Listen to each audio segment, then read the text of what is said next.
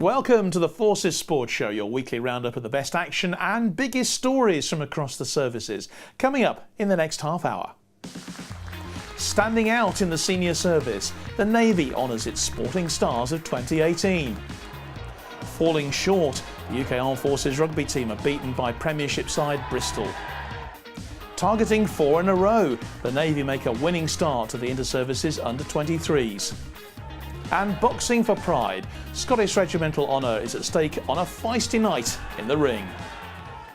We start with the first of the Forces Sports Awards of 2018, with the Royal Navy honouring their outstanding performers. Sportswoman of the Year went to rugby captain Sam Alderson, with basketball star Aaron Nelson taking the men's award. Kath Brazier was at the ceremony in Portsmouth.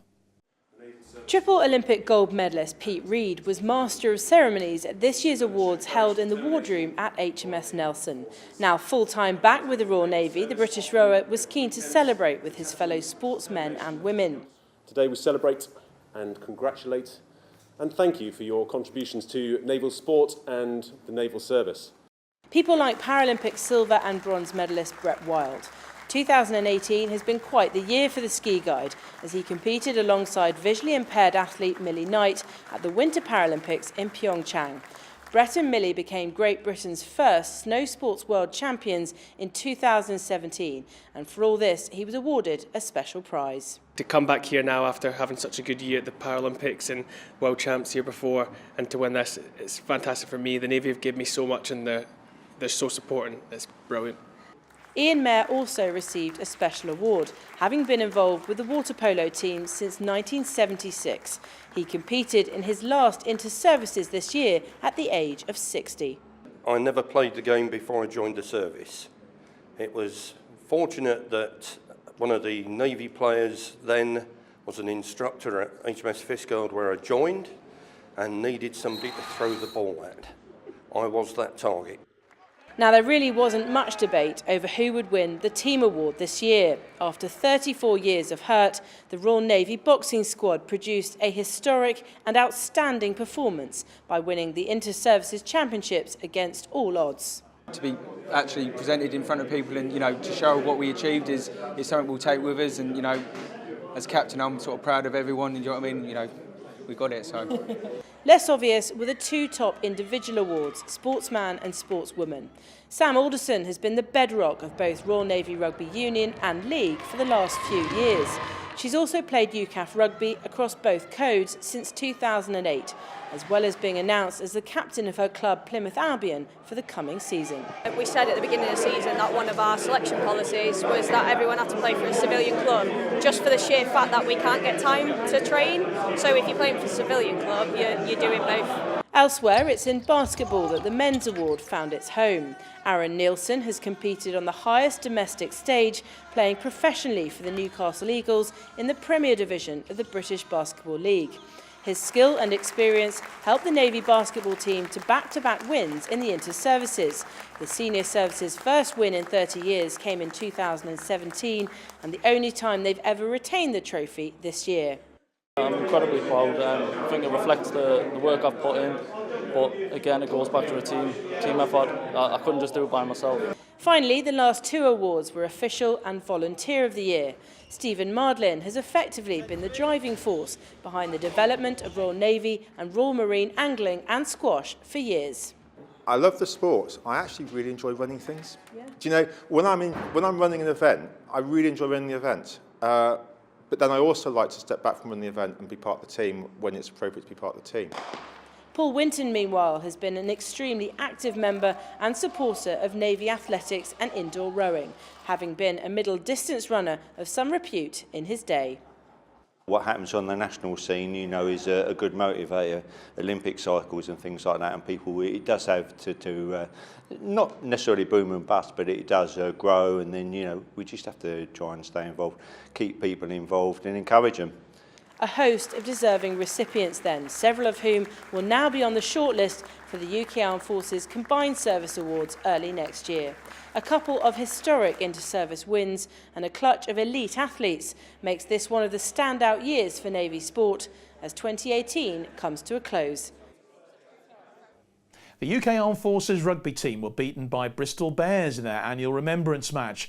The UKAF team scored 3 tries at Ashton Gate but fell short against the Premiership side, losing by 30 points to 22. Julian Evans was watching. The Remembrance Rugby Match is always an emotional affair for the UK Armed Forces players, and they return to the West Country determined to record back-to-back wins against Bristol Bears opposition. Last season's open encounter finished 42-26 to the military men, but this clash was more of an arm wrestle, and it was RAF and London Irish star Josh McNally who gave his side the lead with an unconverted try. The hosts hit back with something a little more flamboyant. Neat passing and a poor attempted tackle from UKAF fly half Nathan Huntley allowed Bristol fullback Charlie Powell to feed teammate Sam Graham with the scoring pass, and the Burley back row flopped in for an unconverted try. Bristol were now on the front foot. With UKAF struggling at the set piece, they gave away a succession of penalties. Tiff Eden was twice on target in a matter of minutes as the Bears moved 11 points to 5 in front. The Forces side suffered a further setback on the stroke of half-time as the English Premiership side exploited gaps in the UKAF defence, and pocket rocket Rhys Cullen raced in for a converted try. The Bears in control, 18-5 at the break. Bristol almost enjoyed the perfect start to the second half. Straight from kick-off, Powell powered his way upfield, dancing past would-be tacklers with ease.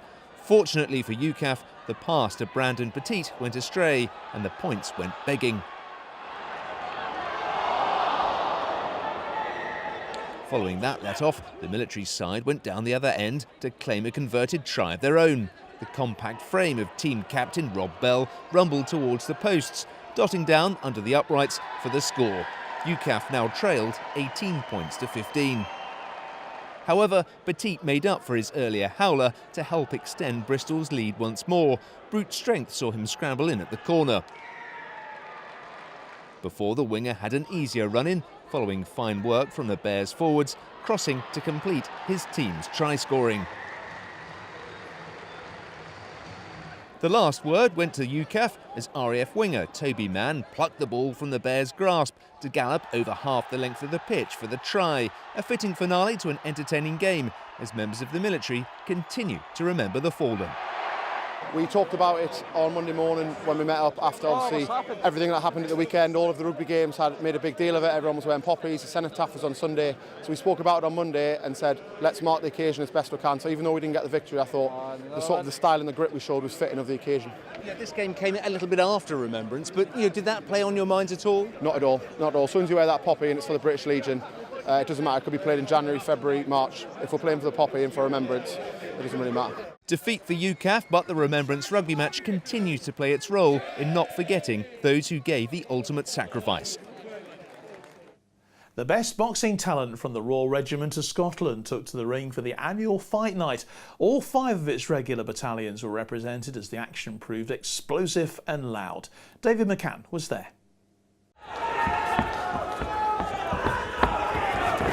Bragging rights were at stake as boxers from the 5 regular battalions of the Royal Regiment of Scotland competed across 10 3-round matches. First up, 4 Scots Highlander Kai Anderson took on Fusilier Jason Brown of 2 Scots at lightweight. The match went the distance, but the Highlander took it on points. He also walked away with the Best Boxer of the Night award. There ain't a word to describe this feeling. You just get in, do your battalion proud, do yourself proud, and do your coaches proud. 2 Scots faced off against 3 Scots at middleweight. Fusilier Robbie Andrews and Private David Dawson both given huge support. But with both fighters matching each other blow for blow, it went the distance. Dawson prevailing unanimously with the judges. Also at middleweight, 2 Scots Fusilier Michael McGraw went up against Highlander Kenny Glanville of 4 Scots. It was another even fight,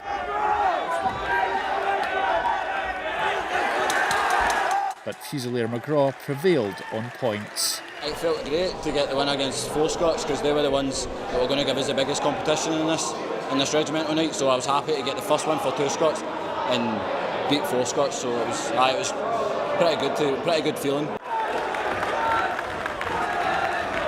It was 5 Scots against 3 Scots next, Private Martin Hampton surviving an early scare against Private Jonathan Torbett when a good left jab wobbled him. But the man from Balaclava Company rallied over the next 3 rounds and came back into it.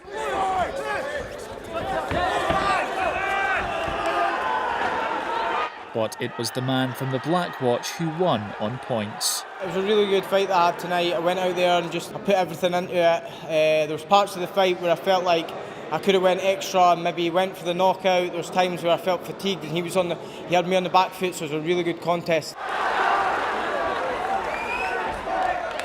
The only representative of 1 Scots fought next. Lance Corporal Herbline Bisset faced Private Liam Hansen of 3 Scots. It was Bisset's first time in the ring, but the man from the Royal Scots Borderers walked away with a unanimous points decision. Being the only one as well and getting that win is just it's good to get more guys coming down to the gym as well and training and getting them into the boxing society, boxing world. The final bout pitted officer against jock. Second Lieutenant Callum Martin of 2 Scots up against Lance Corporal Kevin Mackey of 3 Scots. The super heavyweights exchanged some huge blows and provided some of the best action of the night. But despite the big punches, it was left to the judges again, with Lance Corporal Mackey scoring 1 for the ranks. That was really hard. The second Lieutenant Martin for 2 Scots, absolute animal, hits like a train. I felt it, I'm still struggling to hear right now, but I feel like I was maybe just a wee bit faster, a wee bit sharper. But it was definitely a close bout, I think. The wins on the night were spread pretty evenly across the battalions. That left most of the crowd going back to the barracks pretty happy. The Royal Navy's under-23 rugby team have got the defence of their inter-services crown off to a winning start, but only just. The 3-time defending champions were pushed right to the wire by the Royal Air Force at Burnaby Road, as Kath Brazier reports.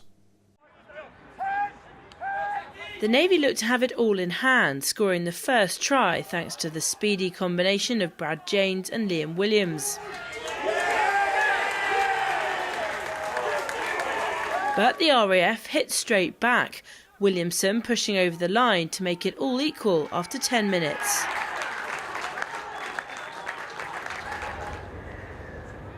Despite an Air Force penalty, the senior service outscored their light blue opponents 3 tries to 1 in the first half. In a week of charge downs, this one stood and resulted in a try for Josh Skinner.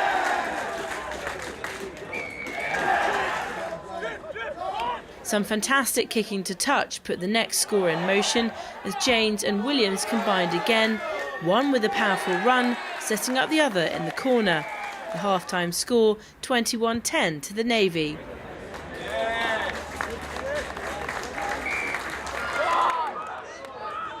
The Dark Blues continued to pile on the pain after the break.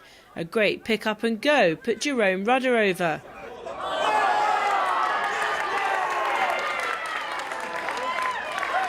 Hanley added 2 penalties to give them 34 points, the RAF still on 10. But then the most amazing fight back. Following a litany of mistakes from the visitors and a yellow card for Zach Chapman, the Air Force suddenly burst into life, mostly in the form of fullback Ryan Crowley, who twice zipped through the Navy defence.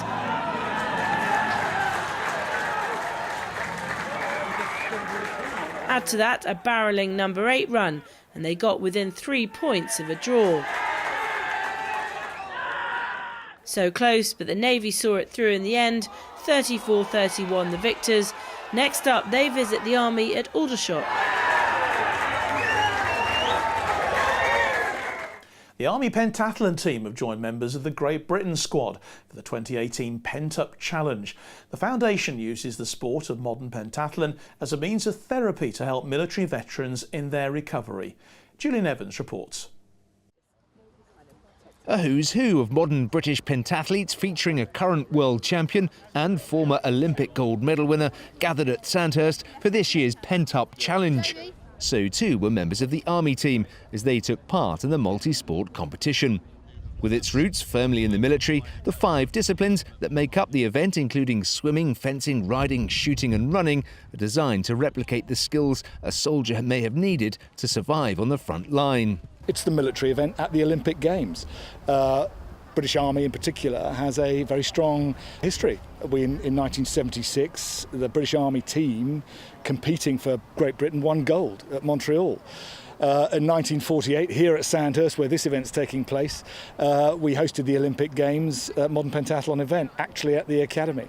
It's those strong military ties that encourage the Pent Up Foundation to use modern pentathlon as a means of sports therapy in its work supporting the recovery of forces veterans with PTSD and psychological injury. The Pent Up Challenge now runs alongside the Army's own modern pentathlon championships. The horse riding is perhaps the most technical discipline of the 5 sports. The attendance of Britain's past and present pentathlon greats gave all those involved a boost. So for me it's very inspirational. Obviously what we're doing is we're trying to take all the experience and advice we can off them to help us with our own competition today. As the riding gave way to the final event of the competition, the laser run, this was a chance to catch up with one of those who's benefited from the work of the Pent Up Foundation. Steve served in the Army for 25 years with multiple operational tours behind him. He cites the Pent Up Challenge as helping him turn his life around. It's been an amazing journey. I've been doing it for 2 years now, and I've made friends. They've invited me into their homes. They've cried with me. They've laughed with me, and we've partied hard when we've gone to dinners. And I don't know if you want me to talk about what this is about for me personally, but this really just is about mixing with people. I mean, look at us, we're putting a uniform back on, let's face it, aren't we? It might be an orange one that says Pent Up on it. We're putting a uniform back on and we're just having banter. And that's just one of the, I think, what most people miss about the Army. And I missed it. As the elite Army athletes powered past Old College in super quick times, others were clapped across the finish line by the world's best.